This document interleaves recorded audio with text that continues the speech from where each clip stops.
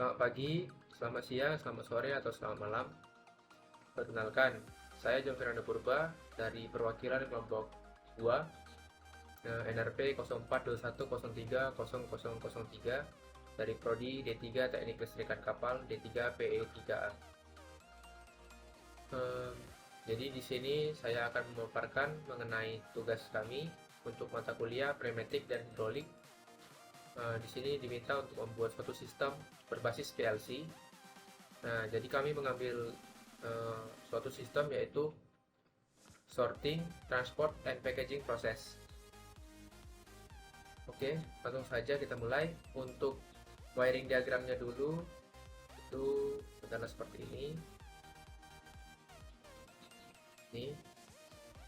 Jadi untuk siklusnya itu sendiri yaitu A plus selama 1,5 detik, kemudian A min selama 2 detik, kemudian B plus, A plus selama 1,5 detik lagi, kemudian A min 2,5 detik, kemudian B min.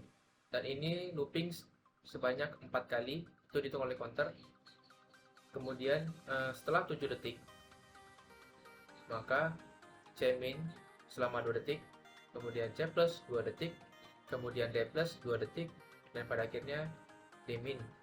Dan ini semua prosesnya akan terjadi sebanyak berterus-terusan ya. Ini akan terus-terusan sebanyak 3 kali nanti di akhirnya. Nah, untuk rangkaiannya sendiri ini untuk rangkaian electrical pneumatiknya ini untuk aktuatornya, kemudian kita menggunakan katup 4/2, pemaktif sama pembaliknya itu menggunakan solenoid ya. Ini. Nah, yang ini adalah rangkaian wiring diagram untuk tombol-tombolnya. Kita menggunakan dua tombol, itu ada start, kemudian ada stop.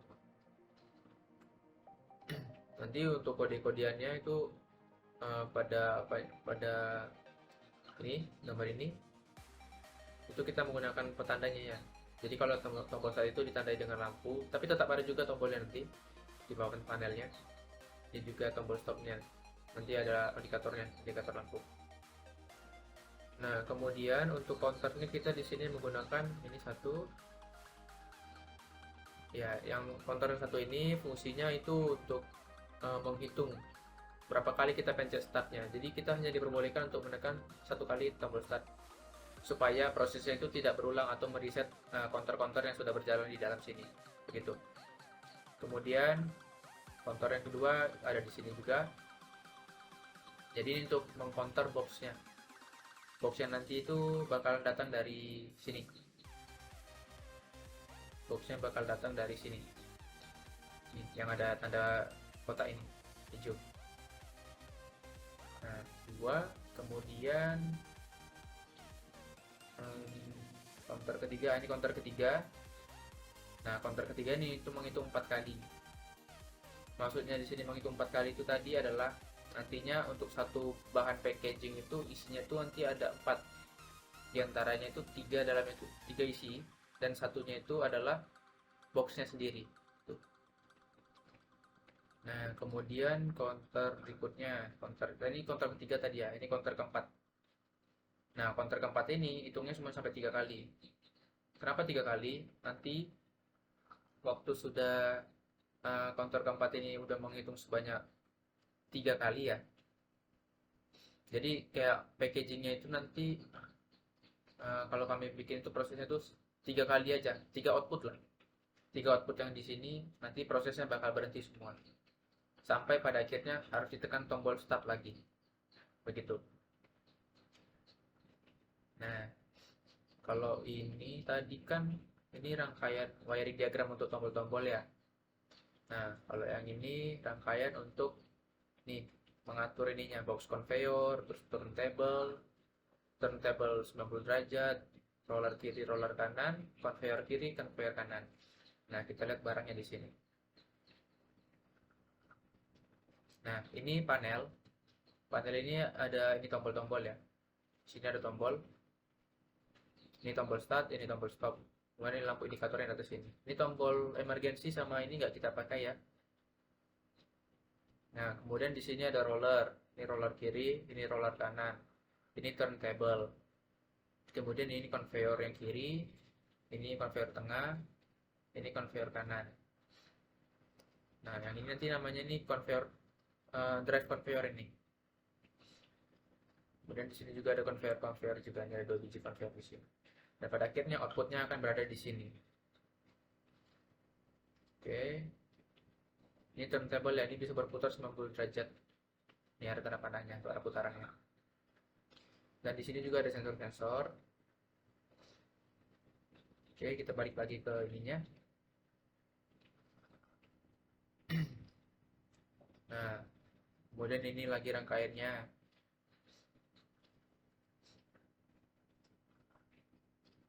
Ini rangkaian untuk ngatur-ngatur grip. Jadi gripnya itu ada di yang ini, yang ada titik merah ini. Itu gripnya. Nah, kemudian yang ini, nah ini juga, ini berasal dari sini. Selain dia mengatur grip, dia juga mengatur nanti pergerakan dari ini, silinder A, silinder B. Oke, kita kasih tunjuk ya, silinder A, silinder B itu yang mana? Silinder A itu ini, yang naik, yang panjang ke bawah, lurus ke bawah. Nah, silinder B itu yang ini, memanjang, yang horizontal. Nanti gerakannya ini atas bawah, yang ini kanan kiri, maju mundur, itulah. Kemudian, nah yang ini untuk mengatur pergerakan untuk yang silinder C sama silinder D. Nih, silinder C itu nanti pada awalnya itu udah keluar duluan ya. Nah, makanya di sini rangkaiannya itu C min baru C plus. Nih, nah, silinder C sama silinder D itu yang mana sih? Mari kita lihat di sini. Silinder C itu ada di nih. Silinder C itu barang yang ini. Nanti ini bisa maju mundur. Atau hitungnya kanan kiri lah, kanan atau kiri. Nah, untuk yang silinder D itu nanti gerakannya naik turun mengikuti yang ini. Yang ini naik turun. Oke. Oke, begitu. Dan yang ini adalah rangkaian khusus untuk locking sensor.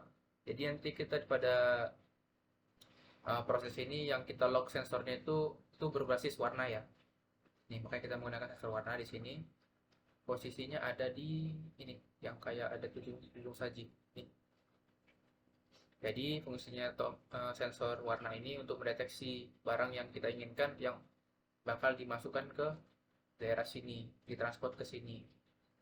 Jadi barang yang nggak dideteksi nanti bakal diteruskan kembali ke sana, ke tempat ini.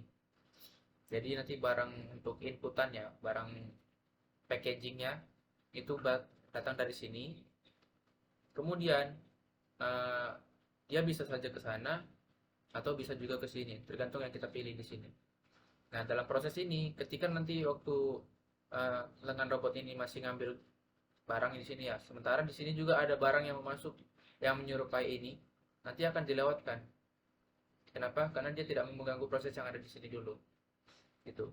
Jadi dia akan dilewatkan. Jadi prosesnya yang kami maksud di sini itu adalah looping. Nanti barang yang sudah datang di sini diputar ke sini dan mungkin bisa balik lagi ke sini. Nah, prinsipnya mungkin sama kayak ini ya di bandara atau mungkin di tempat-tempat packagingnya secara otomatis. Kayak mungkin JNE, JNT atau apa segala macam seperti itu. Jadi bisa lebih terotomatisasi untuk apa sortir paketnya gitu ya. Oke, kita langsung saja simulasi untuk wiring diagramnya dulu. Oke, kita mulai. Oke, posisinya pertama-tama seperti ini ya.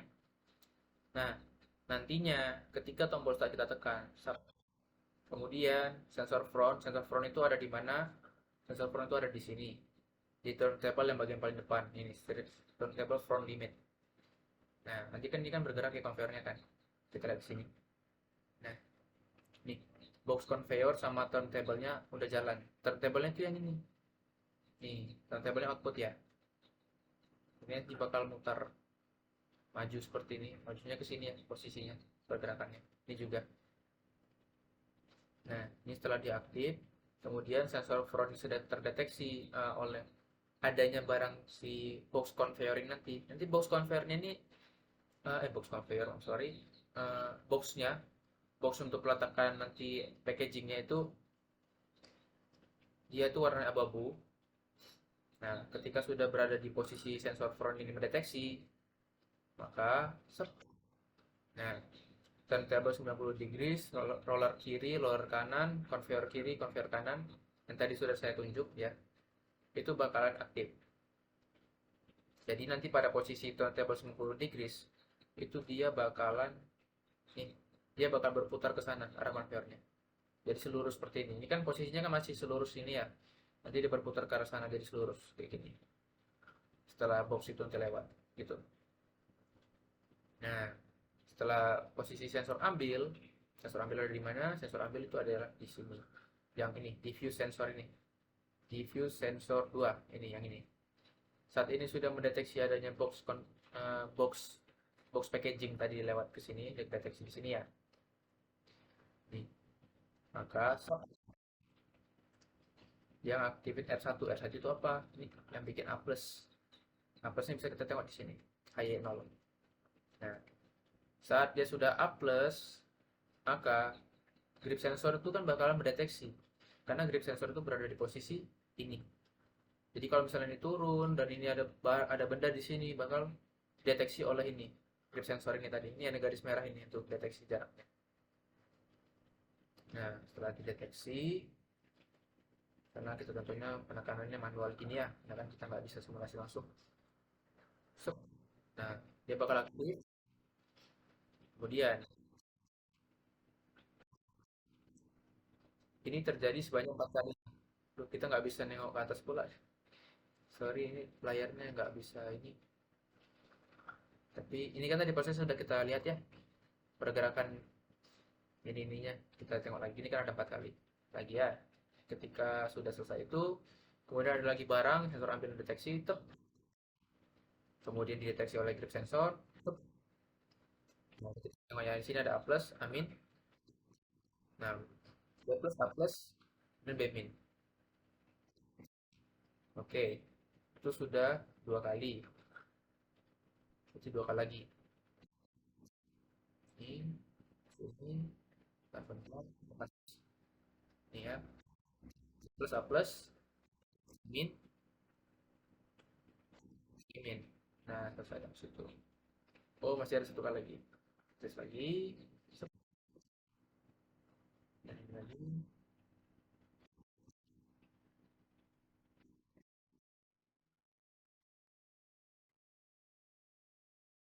Nah, setelah 4 kali, dia bakal ke sini. Bakal ke sini. Tapi dia nunggu dia sekitar 7 detik. Nah, C min 2 detik. C plus 2 detik. Kemudian D plus 2 detik. Kemudian baru D min. Dan itu berhenti sampai di situ. Menunggu uh, barang lagi. Jadi istilahnya pergerakan silinder yang C sama D ini itu hanya pada saat ini sudah bergerak sebanyak 4 kali atau sudah memindahkan barang sebanyak 4 kali gitu. Kenapa di sini saya kasih delay 7 detik? Karena kita uh, mengikut yang ada di sini ya. Kita mengikut peralatan yang ada di sini. Ini kan toolbox-toolboxnya ada di sini ya. Ini kan nggak terlalu lengkap ya, nggak bisa kita. Namanya juga kita menggunakan aplikasi, pastinya tetap ada aja kurang-kurangnya. Nah, jadi tidak semuanya bisa kita sesuaikan dengan keinginan kita. Jadi apa yang ada kita manfaatkan. Nah, pada kondisi ini itu tidak bisa kita pasang sensor di sini karena kalau dipasang sensor nanti barang yang di sini terlalu besar. Nanti kena di sensornya malah terhambat, malah jadi bengkok-bengkok nanti gerakannya. Makanya tidak dipasang sensor sehingga kita menggunakan timer untuk pergerakannya ini. Untuk mengatur setting pergerakan conveyor yang 2 biji ini. Nah, begitu. Nah, ini akan terjadi sebanyak 3 kali. Ini kan tadi ini udah 1 kali ya, berarti sisa 2 kali lagi. Nah, ini akan terjadi sebanyak 3 kali. Setelah 3 kali, kita anggap aja lah, udah 3 output yang keluar dari sini berupa packaging, itu nanti mesin itu bakalan berhenti otomatis seperti itu. Dan pada saat proses kerjanya lagi berjalan ya, kemudian kita tekan tombol stop, maka nanti mesin itu akan berhenti pada posisinya terakhir. Seperti itu. Kecuali yang untuk ini, yang untuk silinder A sama B. Dia bakal ngangkat barangnya. Jadi nanti posisinya itu pengangkatan. Misalnya kita stop ya, stop itu dia posisi sudah menerima barang, nanti dia ngangkat terus di bidang depan. Dia akan berhenti di sini, kemudian pada akhirnya kalau kita start lagi baru dia naruh barangnya gitu. Memang kurang safety tapi memang ya begitulah yang kami inginkan gitu. Oke, mungkin untuk wiring diagramnya seperti ini ya. Pembuktiannya juga sudah kita bikin. Selanjutnya kita lanjut pada simulasi langsung. Nah, simulasi langsungnya ini kita factory IO. Oh iya, sebelumnya tadi kan kontor sudah dihitung, terus juga ini sudah dihitung silinder. Nah, timer mungkin kita lupa ngitungnya ya.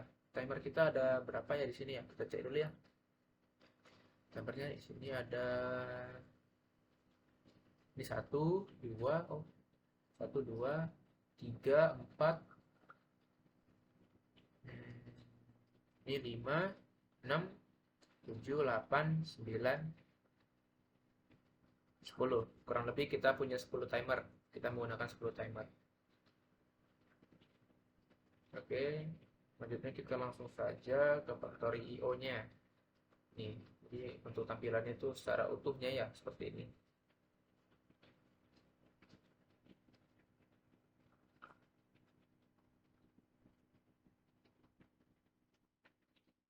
Oke.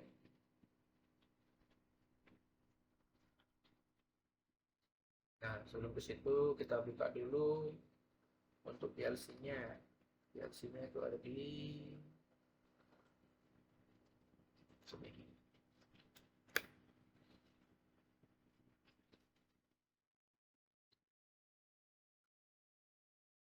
Jadi kita di sini tuh menggunakan PLC Siemens karena kalau misalnya menggunakan PLC Omron untuk di factory IO yang pernah kami coba itu lambat. Jadi kadang sensor itu sudah mendeteksi adanya barang, tapi pergerakan selanjutnya yang seharusnya langsung bergerak, misalnya kayak silinder langsung maju mendorong misalnya, itu kayak ada delay, padahal kita nggak ada kasih timer. Jadi kayak memang PLC Omron itu nggak bisa kita gunakan lah kalau mau benar-benar akurat menggunakan aplikasi Factory IO ini. Jadi kita di sini menggunakan PLC Siemens. Nah, kemudian juga untuk memprogram supaya bisa masuk ke Factory IO-nya, kita tuh menggunakan template. Nah, ini template-nya S7200. Dan ini itu harus di-download manual juga di webnya. Gampang kok, tinggal dicari aja, ketikkan aja kayak gini Factory IO template, nanti pasti dapat. Kita buka.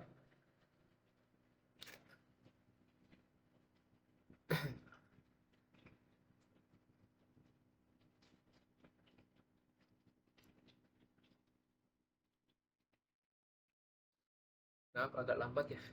Emang aplikasinya nih berat ini. Laptop saya kurang mampu.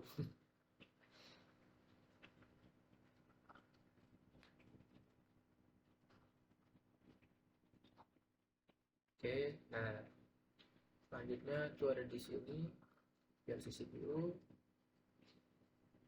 kemudian yang program blocks dan yang main. Klik dua kali.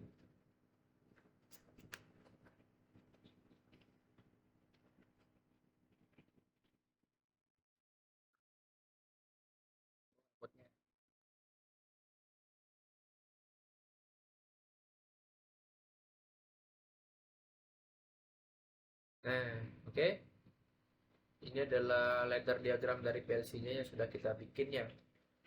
Kurang lebih semuanya itu ada sekitar 20 atau 30 network untuk ladder diagramnya sendiri. Kita cek ke bawah ya.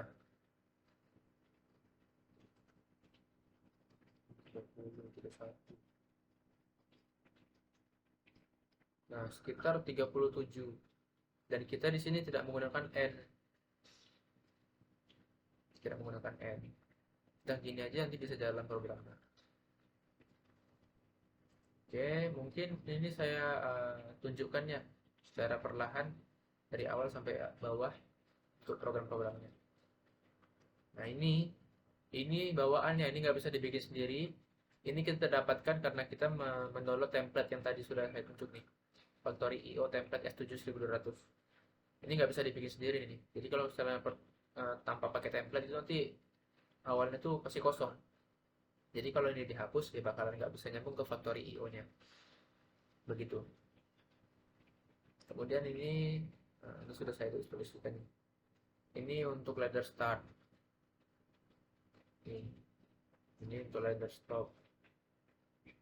Emergency kita abaikan ya karena nggak terlalu kita perhatikan kali. Tapi kita tetap bikin di sini, walaupun mungkin tidak terpasang pada ininya, tidak terpasang pada driver yang kita sambungkan ke factory IO karena jumlah kaki-kakinya nggak cukup.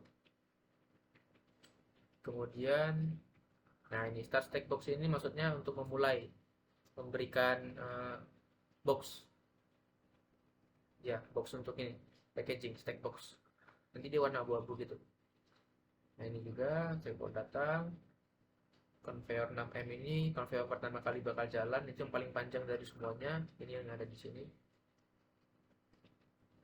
Oke. Dan ini counter untuk menghitung stackable box. Ya ini semua lah programnya nih, ladder-laddernya. Ini ladder-laddernya ini semuanya nanti bakalan saya bikin di modul. Karena kalau kita jelaskan satu-satu ini panjangnya udah cukup, tentunya kepanjangan nanti. Karena juga untuk simulasi juga membutuhkan waktu yang lama. Oke, ini kita langsung saja kita mulai ya simulasinya. Nah, untuk menyambungkannya kepada Factory IO, kita harus melakukan yang namanya nih start simulation. Ini oke.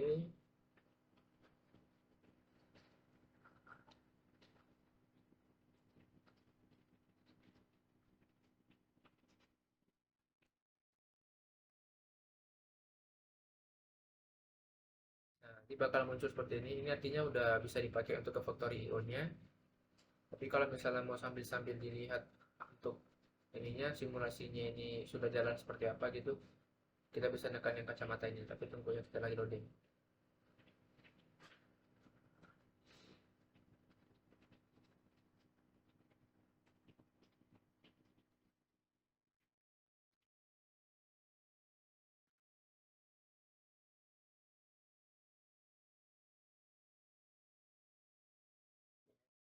Loading.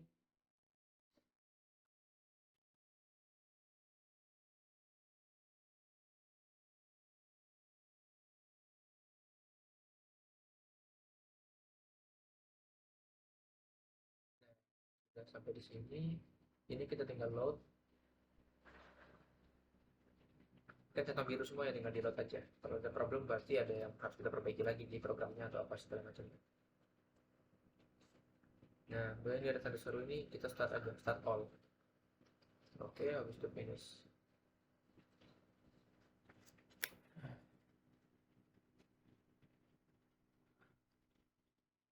Dengan begini, ini artinya sudah bisa langsung disimulasikan ya. Kita cek aja di sini di kacamata. Kita klik.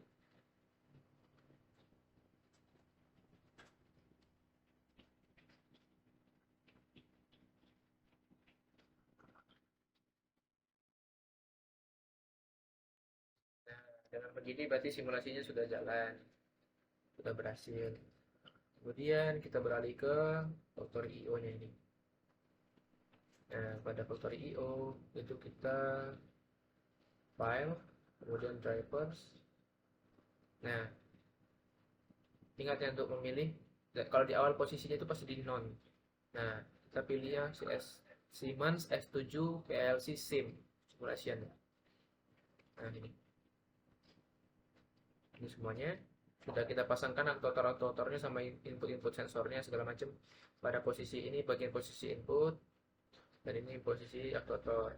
Dan ini yang warna oranye biru nih, ini tuh yang berupa tipe data gitu.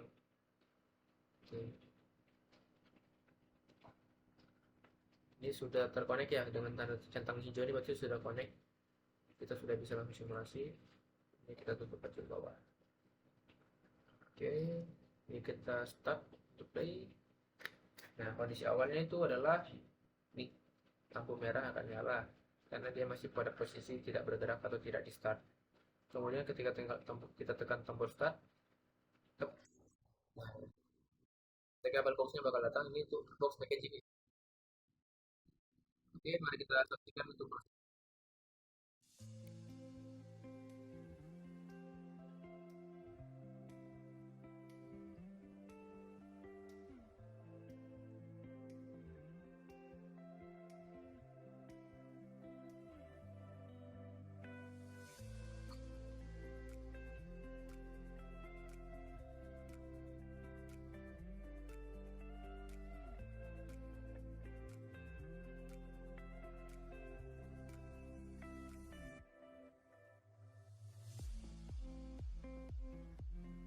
Ini barang di hijau ini yang bakal masuk ke packable box. Ini yang mau di packaging. Karena yang habis ini istilahnya tidak di packaging. Ada dari sini. Karena sering macet.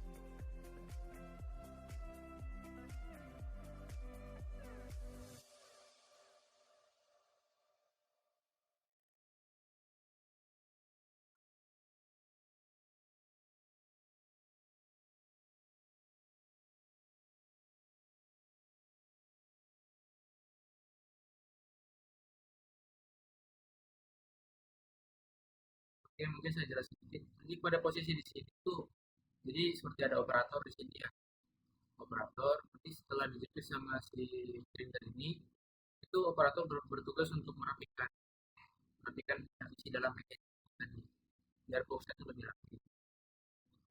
Tuh.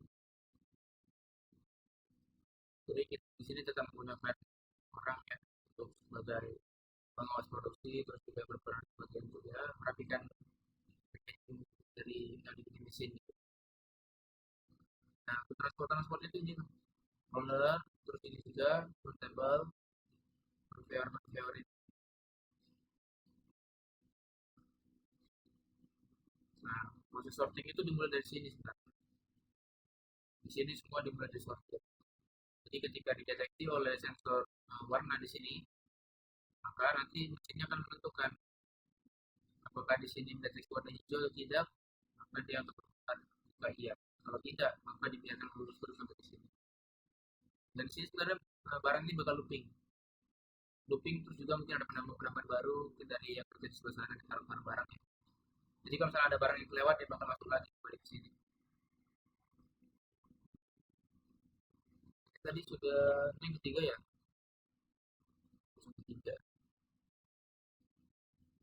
Nah, karena di stop ya seperti itu.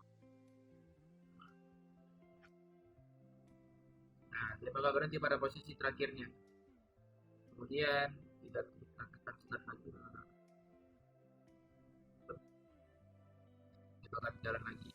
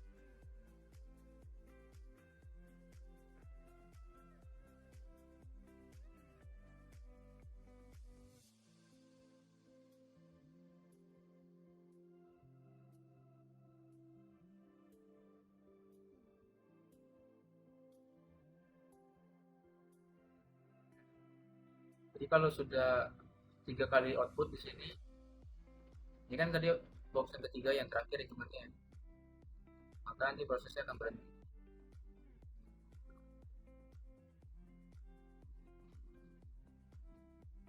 Nah, berhenti.